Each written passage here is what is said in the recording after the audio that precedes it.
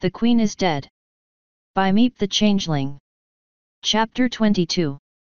Friendship. Jade, 18th of Plantation 15 EOH, afternoon. I don't know what I expected from a name like Crookshank. I had guessed it was a town or maybe a small city with a port, but that's about it. I certainly hadn't thought it was an island. To be perfectly honest, I sort of didn't know that islands were, well, a thing that existed. Sure, it made sense after you saw one, like oh yeah, of course the ocean can't just go on forever. There has to be more land somewhere. But well, I guess that my teachers in the hive were perhaps just a bit too isolated. Then again, it's not like Out Hive ever did anything involving the sea. If everything hadn't changed, I would be in some town like Applewood right now, doing my biology given job. For the first time since I left home, I wasn't upset about that. It was like the sea was being pierced from below by a giant knife made of stone. A huge towering jagged peak shot up from the ocean, twisted and jagged. Like a crooked shank. I guess that's why it's named Crookshank. There wasn't much of a beach, or anything like that. The mountain formed a solid wall all the way around for about 100 feet upwards, atop which was a few isolated pockets of trees and other green things. Birds flew around the mountain's middle, and clouds obscured its top. The ocean below reflected the mountain like a mirror one side, while being darkened by the mountain's shadow on the other side. Before she had joined David and the captain's shore party, Lightstride had told me that Crookshank's shadow could be used as a compass. At sunrise, the mountain's shadow always pointed at a bearing of exactly 260 degrees. The interesting thing is if you sailed straight in that direction you would arrive at the Zebrakan city of Ifu. I suppose that didn't really mean anything important. I just didn't have much to do. I offered to go with every pony who was going to retrieve water from one of the mountain's lakes, but apparently small groups were better. I didn't like not being near David. I can't fault the captain's logic, take the healer with the shore party is a good idea. But even a whole hour after watching them climb up a hidden stone stair up to the tree line from the ship, I was still nervous. The last time I was on my own I died. I remembered it now. Not anything while I was dead, but well, how would I do that exactly? I did however remember blackness, nothingness, then waking up to David's chatter with a hole in my chest. He saved my life, and didn't care that helping me would be dangerous, he just helped because he was bucking awesome like that. He wasn't here now, and we still hadn't found the saboteur. I couldn't shake the feeling that it was the swarm. It had to be. They wanted me dead, they wanted the book Lily had, and they managed to find us with no idea where we were going. Of course they had some ling on the ship. I could feel it. Also smell it. There were at least 2 other changelings aboard, but I couldn't smell them clearly enough to see if I knew their hive. Not that it mattered. I'd bet my wings that the swarm has a ling of every color in it. I had told Captain Sudi that I smelled other changelings. He had been surprised that I said at least 2. He did admit that he had 1 changeling crew member, but he hadn't noticed any more. Most importantly, given his helmet, he would have noticed. I'd asked who the changeling he knew of was, just so if I sniffed some ling out I would know if they were okay or not, but he had said it wasn't an issue. I'd argued that yes, it was an issue. I'm very glad that didn't upset him. Instead he'd sat me down and given me a simple talk. He didn't have to do that, he could have just told me that the ling had Kurit's syndrome. It's a simple but scary mental illness, one just about every ling knows about from hearsay. A changeling with it will believe they are not a changeling, but some other race, usually a pony.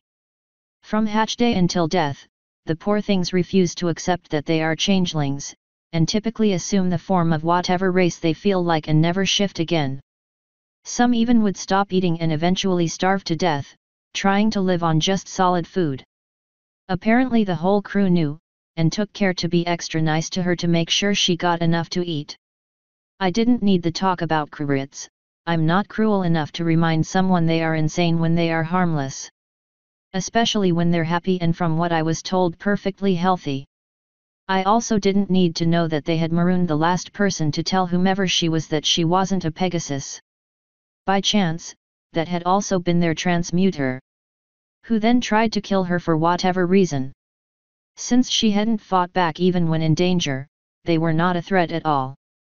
But still, the other one, or ones. That was a problem. A problem I had tried to fix by taking a new shape every few hours. I had spent 10 days posing as doppelgangers of 40 different crew members, with their permission naturally. There was no way that Enneling could track me on the ship with me doing that. It was ironic that a member of the swarm gave me the ability to shift properly. I was able to keep them from knowing who exactly I was, all because of one of their own. That said, they did know that I was somewhere on this ship. Which was mostly wood. Which could burn. Or they could just kill everyone aboard. Sun's light, I missed David. Get your plot back here, you magnificent bastard. I need you. I took one last look at Crookshank, wishing the small sailboat would start coming back, before turning back to the ship's deck with a sad sigh. I had duties to do. At least I did if I wanted to keep up my disguise. At the moment I was in the shape of one of the Night Jewel's armorers. A position which, contrary to the name, actually looks after the hoof-held weapons aboard the ship. Ship names are weird. The particular zebra I was impersonating was pretty distinctive. Short, only a few stripes leaving a mostly white coat, mane shaved down to fur length, grey-green eyes, pronounced ears, the sort of zebra which stands out. I felt like someone who looked that unique wouldn't be suspected of being an imposter. It would take too much effort to disguise yourself to look like someone that stands out in a crowd. Well, unless you're a changeling. Which I am. Which they know I am. Maybe I should find a place to. Excuse me. You're in charge of the armory, aren't you? A yellowish white and black zebra mare asked as she stepped directly in front of me. Her orange-yellow eyes half smiled, half glared at me. On top of that, they were the kind of eyes that seemed to stab you in the soul. Piercing, judging, hateful eyes. Yet, I said, taking a half step back from her honestly creepy-looking face. Do you need something? Oh, nothing, just, since you're on deck, the armory is locked, right? She asked. My danger sense started to tingle. I had a bad feeling about this. But, just in case, yes. Do you need to check something out? We can go get it. No, nothing like that. Just wanted to know if everything was locked up, she answered, turning away and trotting off as she started to hum a short haunting tune. She'd made it about 20 feet, and had just vanished from my sight into the stacks of cargo crates when a short zebra stallion came rushing up from the opposite direction. Zakia. Crap, I didn't speak Zeb. Oh wait, that was my name. What? Get me the goddamn key, the zebra shouted, sliding to a stop in front of me. Now. No. Not good. I felt my ears droop fearfully. ERWH. The saboteur, it's Cantata. We need to arm everyone now. He insisted, stamping a hoof in emphasis. I suddenly noticed the large gash on the right side of his head, and the trail of blood going the way he had come from. That's a great idea, I said with a shaky grin. I fumbled with a hoof for the key hidden in the sash around my barrel, to get it ready for. A blinding flash of red light lit the cargo crates like hot coals, the crackling of arcane energy sizzled through the air, and that creepy mare's voice seemed to come from every place around me at once as she sung in that same odd creepy happy tune. 80 years to the day. / the captain, his ship has left. / still as death, in my arms she lay.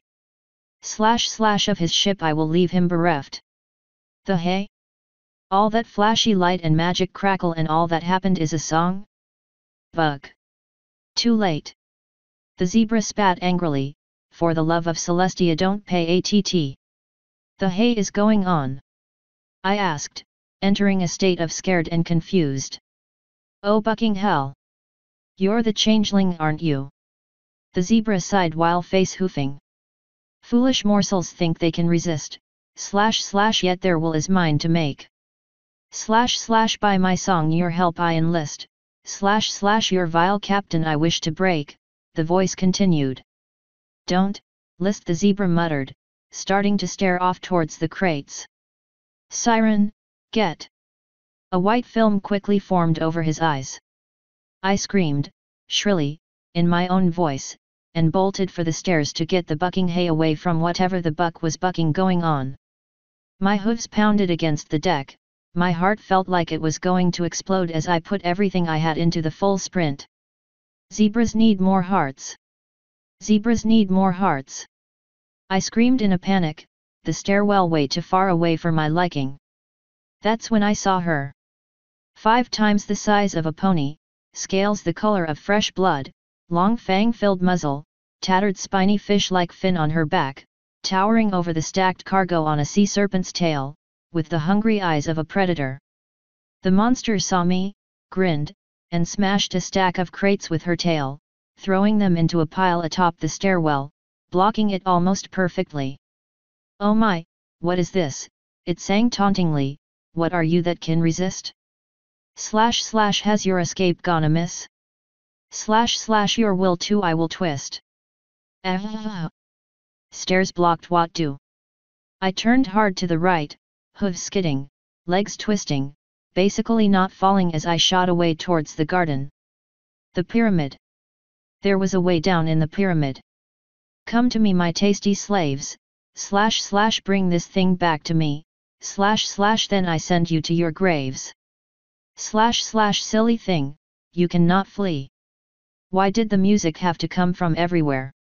Every mother bucking door, hatch, and entrance immediately filled with white-eyed ponies and zebras who surged forwards like a rock slide. I put every ounce of speed this body could into sprinting for the pyramid, realizing as the stairs began to swarm with the monster's puppets that the entire ship was under this thing's control. I was going to die. The monster laughed, or licked its lips, I couldn't tell. Yes. I taste your despair. Are you hoping for escape? Morsel, you don't have a prayer. Come to me, my maws agape. The crew was only a few feet from me. All around. Nowhere to run. No escape. Wait a minute. I closed my eyes, concentrated, felt the burning tingle of my magic ripple over me. Fur melted, merged, hardened, chitin taking its place. The zombie crew rushed forward, I jumped, buzzed my wings, shot upwards, felt a hoof scrape against my rear left leg, yanked my legs close to my stomach and headed straight up. Ah, and now I see, the monster sang, this explains the mystery. The little diamond may be immune to me, but she will so be history. That verse was terrible. I reflexively shouted in a panicked, yet angry tone. A me-sized blinding red beam of energy scythed past me, tinting the whole world red even as it turned it black. The world stayed black for a few moments, fading back in just as a burning pain shot through my left flank. Wait, my flank was falling to the deck, it couldn't possibly be. Oh dear. A pair of hooves grabbed me just below my wings, jerking me to a stop. I feel like an anvil, smashing into the Pegasus who had grabbed me with a wet thud. My entire left side felt like it was on fire. I could feel hemolymph leaking out of the gaping slice. I was going to die. Something hit my back like a runaway cart, slapping me head over hooves across the deck until my back hit something else with a loud crack of wood and chitin. One eye went black, and stayed black. My ears rang loud enough to mute whatever taunting verse the monster sang as it loomed over me, tail coiling back beneath it. It grabbed me by my remaining hind leg with a hoof, slowly pulling me up towards it. I hung limply, stunned, ears ringing, body not wanting to move. This was it, this was the end. I shouldn't have taunted the sea monster. The shattered spokes of one of the front wheels of David's cart came into view as I was lifted up towards the thing's maw, revealing what I had hit. Oh man, David was going to be pissed that I broke that wheel. He loved that cart. The old dog would probably shoot me with weight. That weapon! A glint of polished metal caught my eye. They're poking out of a sack a little bit. David's gun. Maybe it was from bleeding out, but a wave of calm washed over me. I reached for the gun with my magic, the green aura rippling into existence around the dawn-hued barrels as I pulled it free from the bag. The thing held me up in front of its my head-sized mouth, grinned, and opened wide. Eat me! I grunted, forgetting to say you're not gonna first. I jammed the weapon into its throat. I pulled on the trigger with all my remaining will. There was a flash of white light. Thunder exploded in my face.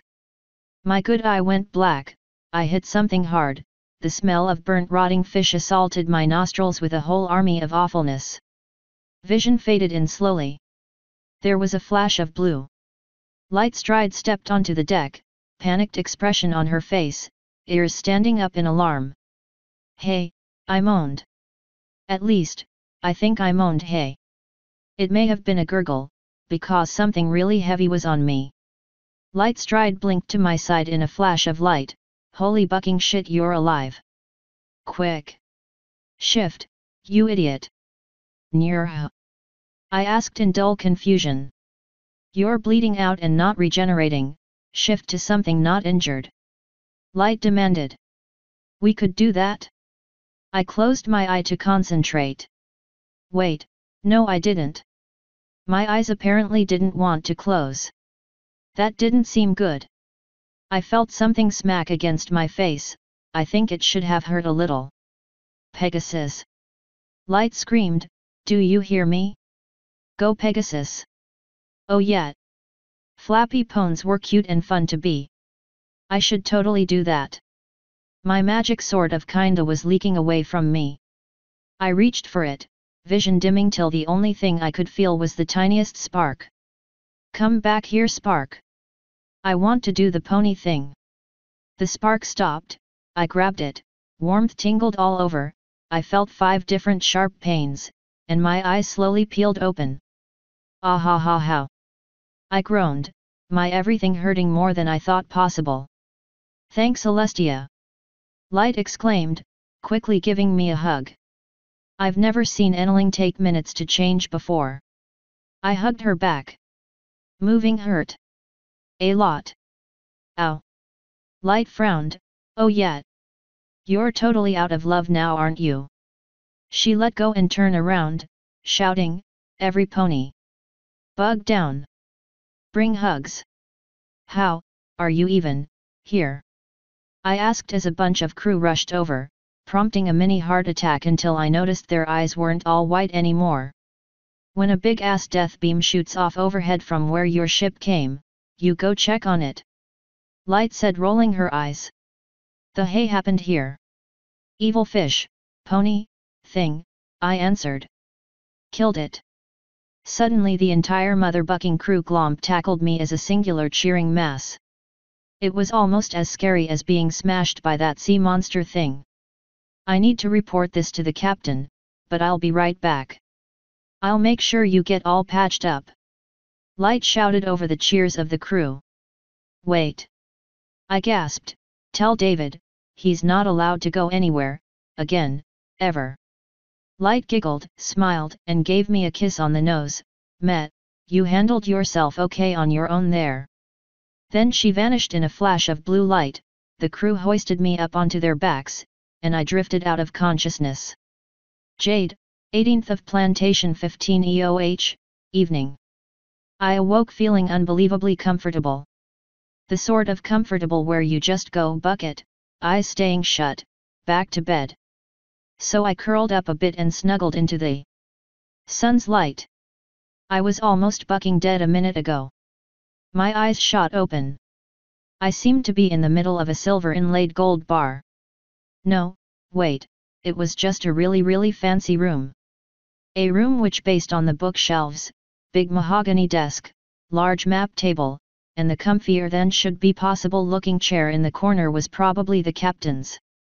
I moved to sit up a little and noticed the bed I was on was huge, round, and covered in a deep wine red silken comforter. Yab. Captain's room. Oh thank God. David said from behind me, making me turn around as he sat up and opened the door, almost knocking Light over as he moved. "She's awake now," he called. A half-second later the captain burst through the door. It was a little scary.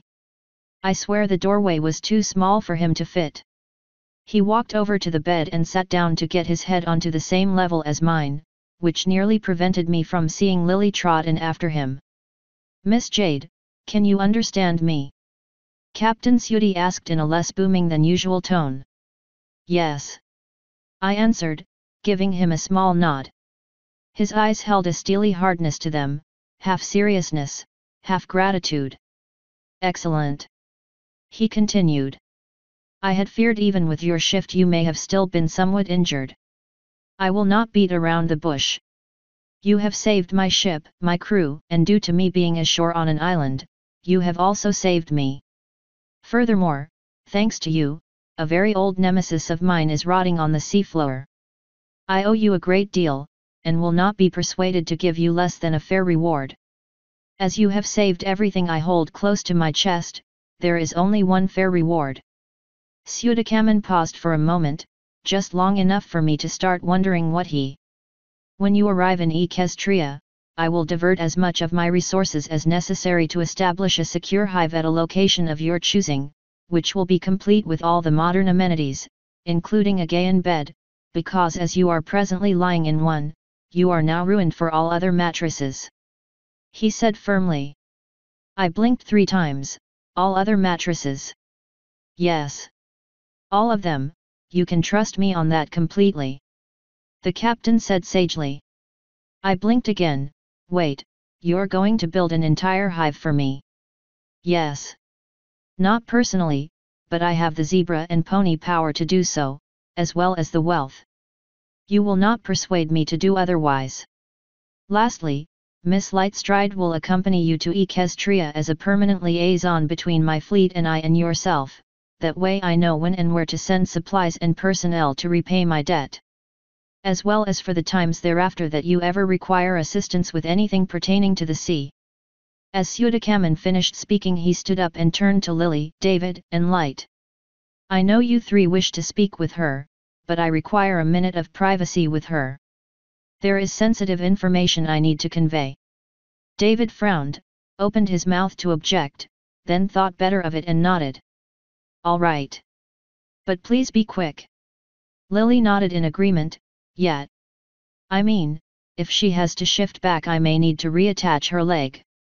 "Oh Jade, I have your leg." "Thanks," I said, flinching at the memory. "PFF, she'll be fine, the whole crew loves her. Plenty of power to regenerate the second she changes back." Light said as she gave me a happy smile and trotted out of the room.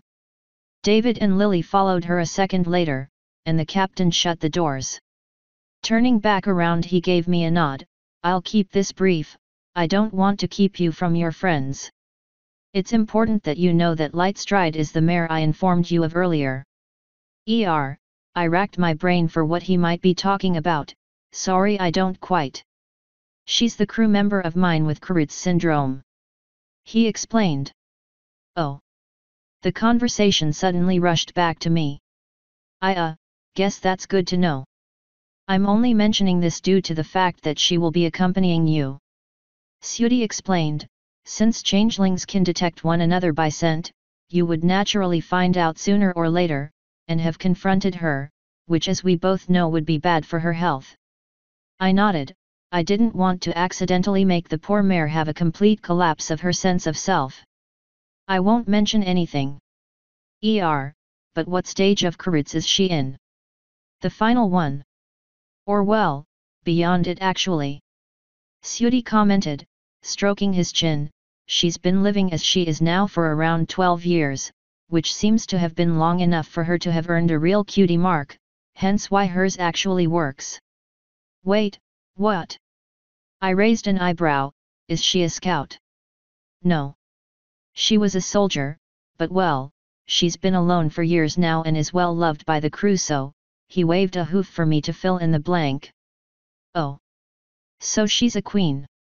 Hey, I wondered if that even meant anything to some ling with Carruth's. I know what you're thinking, and it doesn't matter at all. She is for all intents and purposes a Pegasus.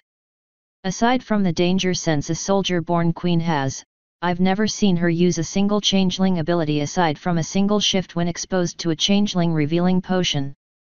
Perhaps that's why her cutie mark works, she believes she is a pony so firmly that the magic accepts her. The captain mused. Maybe. I don't know how that works, I said, wondering how that worked myself. Regardless, it matters not. But what does matter is. Well, please understand that she's harmless. Sudi said, giving me a concerned look. A look of such concern that it could only mean one thing. She's a sapphire, isn't she? I asked carefully. Yes, and no. The captain's face scrunched as he searched for the right words to use. Are you aware of Chrysalis's invasion of Canterlot? Lightstride is a survivor of that assault. Her link was broken in it. As far as my helmet has shown me, she doesn't remember much before waking up in her present form, still hurt, in an equestrian hospital.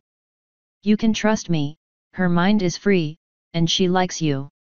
She won't betray you. In part because of those reasons, in part because she knows if she did, I would find her.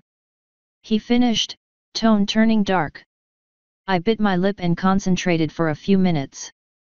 Could I trust his word? Yes. Yes, I could. Besides, a member of the swarm would have killed me as I was stuck under the big sea monster thing. All right. I trust you, I replied. She can come with me. But why did you choose her? I didn't. She volunteered. She likes you. Captain Sudi informed with a smile as he turned around and opened the doors. By the way, you will be staying in my cabin for the remainder of the trip. I will sleep in my guest cabin. The second he was through the door, everybody rushed into the room, almost tripping over each other in the doorway. David got to the bed first and gently set a hand on my shoulder. So, do you remember how you killed that thing? I nodded. Yeah, it's kind of fuzzy, but I got most of it. Perfect. David broke into a grin. So, it was 8 ponies tall, right? No, more like 5. I said, ears drooping in confusion. Lightface hooved. No. That's not how you tell a story this awesome. It was 8 ponies tall, and breathed acid.